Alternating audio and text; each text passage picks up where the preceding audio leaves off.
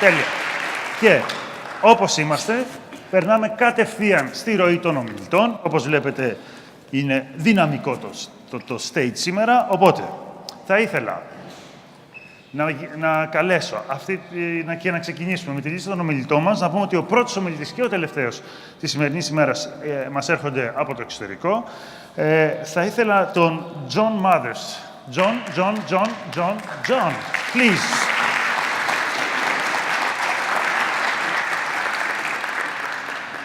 Λοιπόν, ο John, sorry for the Greek, I will switch in English right now. Ο John είναι από τη Σκωτία, αλλά ζει στο Λονδίνο. I think that's a mistake to be from Scotland and living in London, because Scotland is an amazing place. And when I asked John, could you please describe with a single word what design means for you? And his reply was joy. Enjoyment. Enjoyment, yeah? So, the stage is yours. All right. Good afternoon, everyone. First thing I have to do before I do anything else, because I know Angeliki really well, is I have to congratulate Stefanos for winning the Estoril Open yesterday. So, I'm Scottish. I would be supporting Andy Murray, but he's temporarily out. So, whilst he's out, I'll support Tsitsipas. Yeah. I know. So I'm delighted to be back in Thessaloniki. I was here 2 or 3 years ago, fell in love with the place, and I fell in love with the people, and I'm delighted to be back. What I want to do today, in the short time I have with you, is I want to cover how I see design is changing. And I think show you in particular how design and service design in particular can really add value. So who am I? Well, I've been lucky enough to be involved in marketing, design, branding for the last 40 or so years. Worked at Cadbury's in chocolate, in retail, in consultancy. And for the last 5 years before I moved on to new things, I ran the Design Council in the UK. And I think the Design Council is very much still respected as somebody who is leading the way in terms of promoting and championing design. I'm now in a different phase of my life. I'm doing a number of different things, just as busy. And I'm delighted that in 2017, I set up a venture capital fund with somebody else called the British Design Fund, which invests in well-designed British products and services. And I'll tell you a little bit about that later on. But firstly, I want to show you how design at a macro scale is increasingly being recognized as a management tool. And everything that was being said earlier on, I think, just reinforces that. And let's remember, all of the big 4 consultancy firms have been buying up design firms like it's going out of fashion. So, whilst design will always have a role in styling, it's increasingly being used to frame service and experience strategies and transform the way that businesses are run and the way that they work.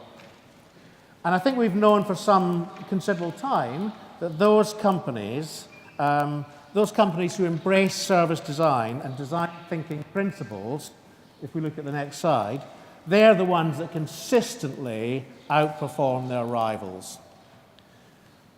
A piece of work that we did when I was at the Design Council was something called the design economy.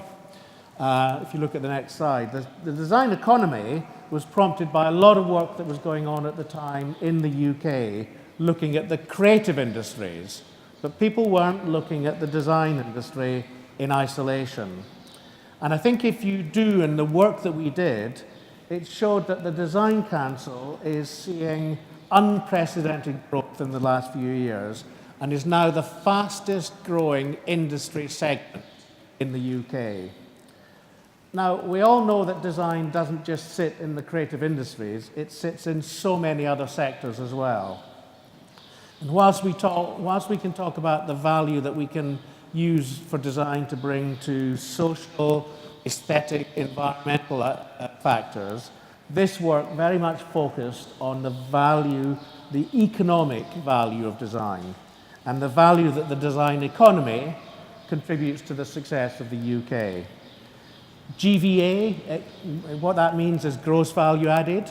It means that it's a measure of the economic value that's added by your activity. So you can see it's worth almost 72 billion pounds to the UK, and that's around 7.2% of the UK's gross domestic product. Now, that's a really important thing to do because it makes politicians and senior members of Parliament sit up and realise that the design industry is actually a really important industry, contributing a lot to the economic value of a country. And I think importantly, the design sector is also getting bigger. It's growing at a faster rate than the UK average. Now, I don't think you've had the same sort of analysis done here in Greece, but I think probably now is a good time to do it. And the value of design stretches way beyond just the design sector. We looked at the design contribution to IT, to the built environment, engineering, architecture, the service industry. All of these things that couldn't exist, let alone compete on a world stage without design. And then finally, just looking at the macro stuff, I just wanted to look at a program that we ran at the Design Council called Design in Demand. Design in Demand worked within the small to medium-sized business sector, and this piece of work demonstrated that there's a tangible return on investment through the use of design. So you can see an increase in turnover, in profits, in export potential, as well as an increase in job creation. And there was a chap called John Kampfner who ran a thing called the Creative Industries Federation in the UK. And he says, the phrase he quotes is, design is the 21st century business model. So design does play a key role, particularly in identifying new opportunities, making sure that products and services really do meet a need, and then making sure that customers really appreciate that experience, everything that was being talked about before I came on. And I think it's service design in particular that is the single most important driver of that positive emotional experiences. One of my particular favorites, I'm an occasional cyclist, is the Rafa brand. Have we got the Rafa brand yet? So the Rafa brand is all about a brand that is all-encompassing if you're interested in cycling. It understands its user, it meets their needs, and you feel part of a family when you belong to Rafa. It's as simple as that. And I think Apple had that same feel too once.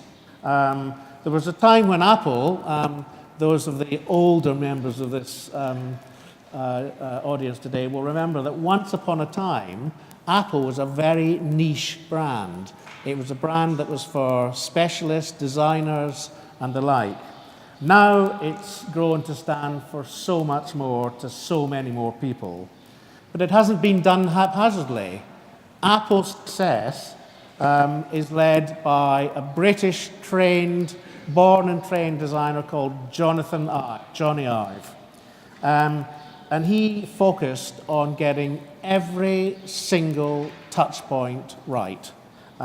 So that even when things go wrong for Apple, or even when there's some bad press, generally people forgive them and keep faith with the brand. So I think if I can just... He's the Chief Design Officer at Apple. And I don't think Apple would be there today if it weren't for him. I've got a prediction that one day every sensible organization will have a chief design officer sitting at their core. So if you sort of take a sum of all that, I think the 21st century marketing perspective of making people want things is gone. And what we're now doing is making things that people want, and design is at the very heart of that. So good design is good for business. And I'd urge you, if any of you have a chance or really interested in this subject, to have a look at a guy called John Mader. So John Mader did this work, and I think you can all have access to these slides, so I know I'm going through them quite quickly, but you'll be able to have a look at them. Have a look at John Mader, though. His reports are freely available online. And he talks about who the future designer is, and I thought it was interesting just to share this a bit with you as well. So service design or design thinking is about creating intelligent change, but the debate is shifting from what is design thinking to look at what we did using design thinking, from design thinking to design doing. And John Mader sets this out really, really well. He's an American executive designer technologist, and he mixes all these different skills and experiences. And his work explores the area where business, design, and technology merge to make space for what he calls the human technologist. Now, I think that's a designer. He calls it something different, and he's very much rooted in the design camp. But interestingly, in the US, a survey of US designers, a third of them stated that they had had engineering training as well as design training. And I think there's an interesting shift that we're starting to see there. Where previously there'd been a clear line separating the two disciplines, the roles are now becoming much more fluid, and companies are beginning to require expertise in multiple disciplines. And he highlighted these three types of design, which is quite interesting to look at. If, every company needs them. Classical design, the one on the left, is the one that the education that designers currently receive in university in the main. It's used in media like print and physical displays. It's been around for centuries, and it's the core of designers' ability to be creative. Design thinking, or service design, is geared, as we've been talking about, towards business-focused design.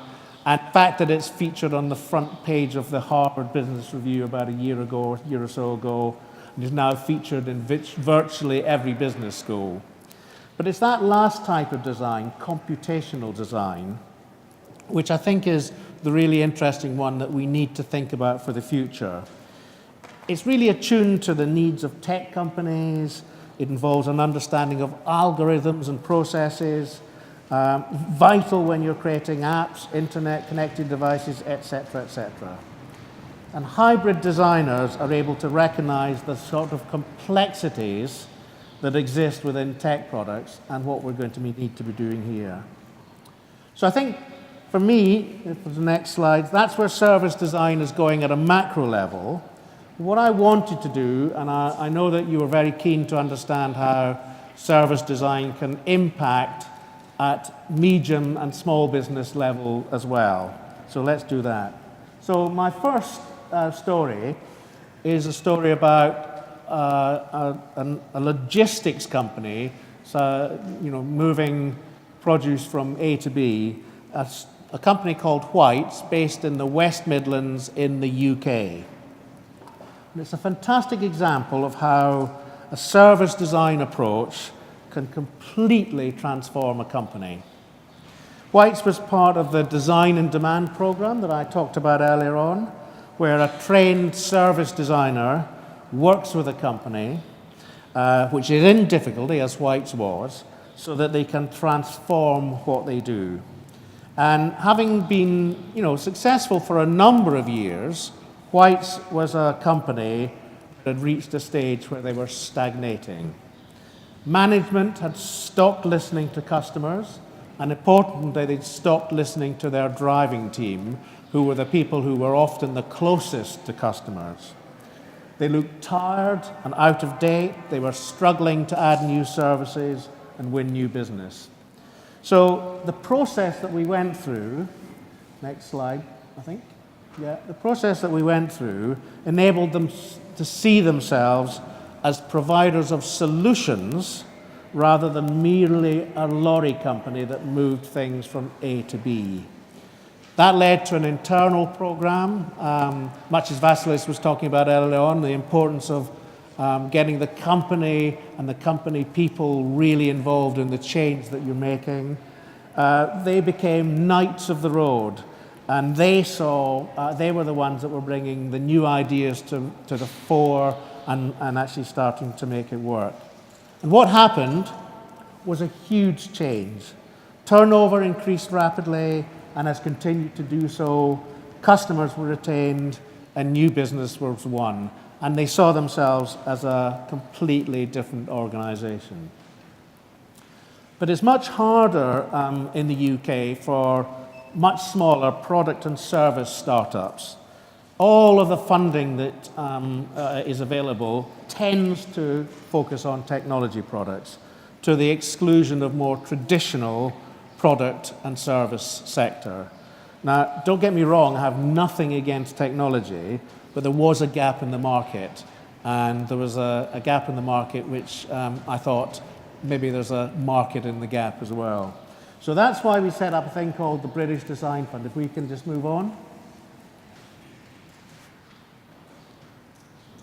Yeah, next, keep going. Yeah, British Design Fund. So we set the British Design Fund up 18 months ago, and it aims to support very early stage product and design businesses, giving them funding, but actually almost as important, giving them access to a whole series of mentors from business, accounting, to those people with sales, marketing, and design skills.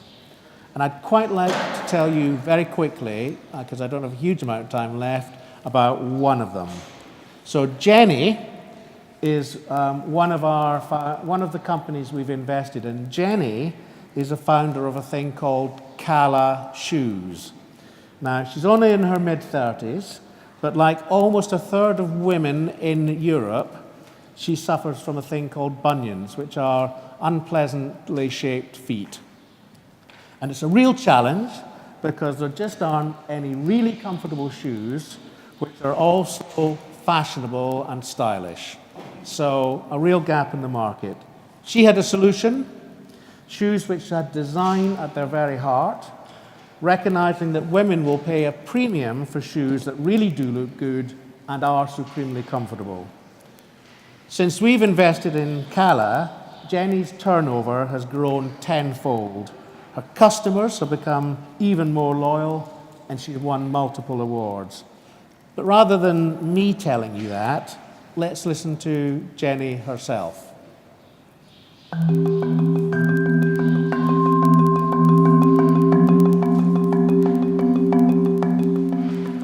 My name is Jenny Bailey, and I'm the founder of Cala.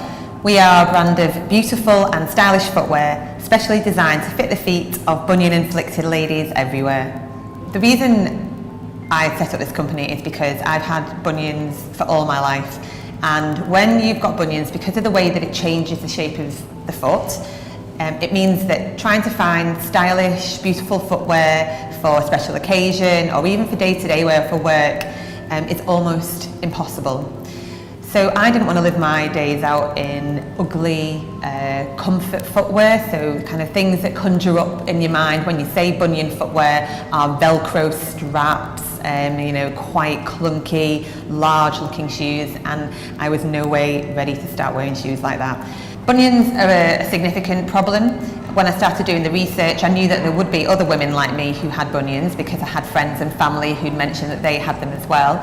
But the stats measure up to around a third of all women in each Western country, so UK, Europe, USA, Canada, suffer from bunions. So in the UK, that's around 10 million women. The British Design Fund have specifically helped me in a couple of areas that I was struggling with.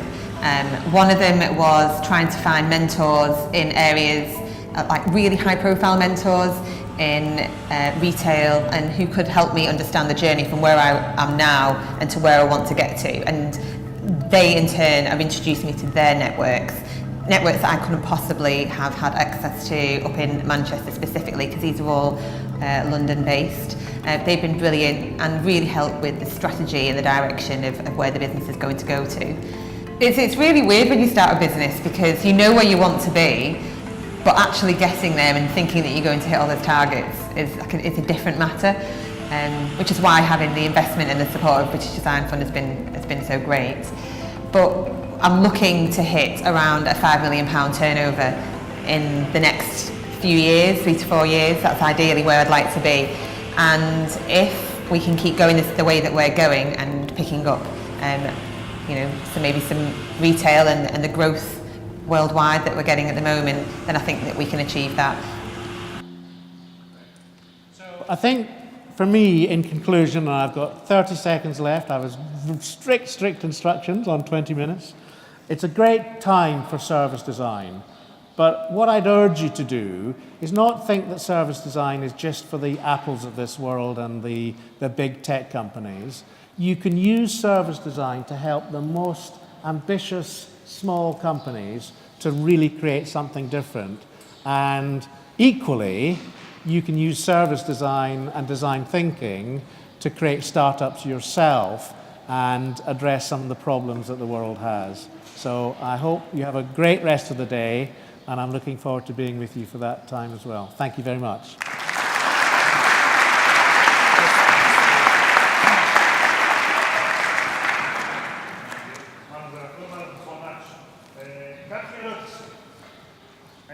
If you, please. Ακούω. Κάποιος που θα ήθελε να ρωτήσει κάτι? Or come and talk to me over lunch. Yes. So thank you so much. Thank you. That was a great presentation and very holistic approach. And I think it's really important to understand that design is much more than a very narrowed view and very narrowed benefits that could offer to our world today.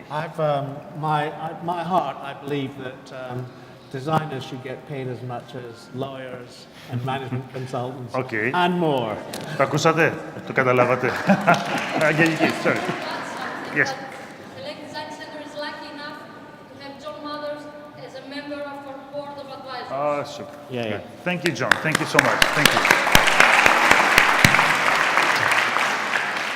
Νομίζω πολύ ενδιαφέρον η προσέγγιση και πού πάει το design γενικότερα και πόσο διευρυμένο είναι πλέον και πόσο σημαντικό είναι για να βελτιώσει τις ζωές των ανθρώπων σήμερα και προφανώς και των επιχειρήσεων.